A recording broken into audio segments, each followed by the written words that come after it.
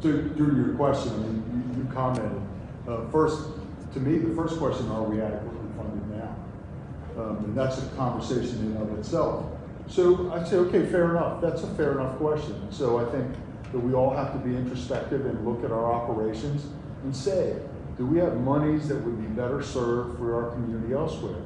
So then I ask myself, who is a better first responder than us? And for what?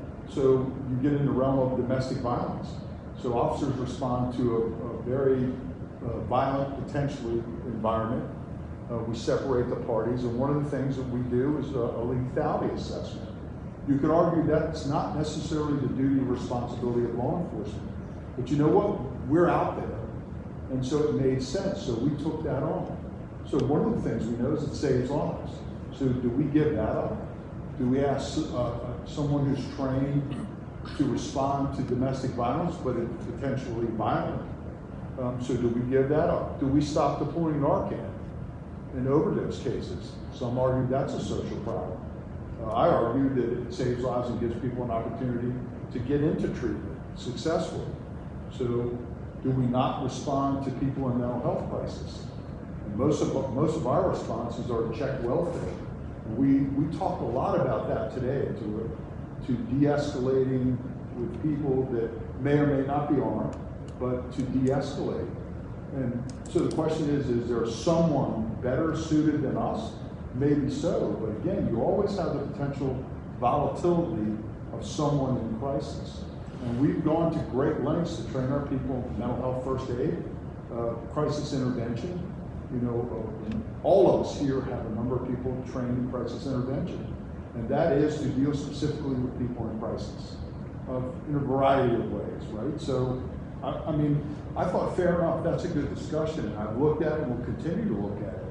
But yeah, I've got a myriad of emails, and they're cut and paste emails saying, hey, we think we should be, your sheriff's office should be defunded.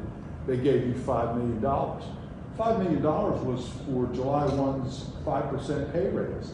It's not to add any more police, any more initiatives, any more equipment, any more of anything.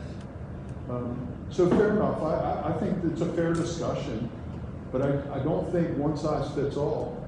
And I think the community has to decide how they want to be policed, right? And so I said this Wednesday's protest, if you were there, that I've learned a lot from my community. One of the things I've learned from my community, we're not law enforcement.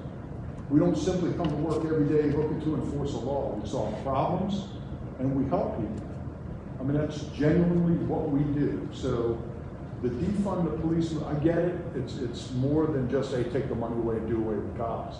It's really focusing them on the police mission. The police mission really is to solve problems and help people. So, you know, we all agree we're working towards the future of our profession, which is near and dear to us. And so I don't get the sentiment in St. Mary's that they want us to be funded at all, thereby meaning that they want us to continue to do what we're doing in concert with everybody else. But that's a great question. I'm glad you asked.